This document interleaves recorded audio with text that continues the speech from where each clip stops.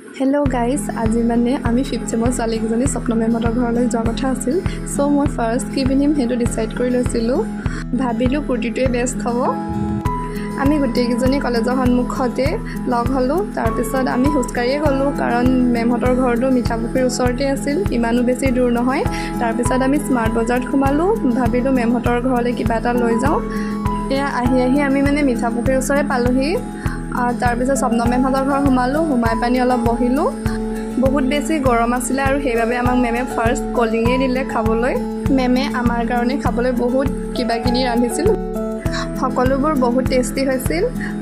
আৰু মেমহঁতৰ ঘৰৰ প্ৰতিজন মানুহে বহুত মৰমীয়াল আছিল। মোৰ কিন্তু ভিডিঅ' কৰাহে নহ'ল।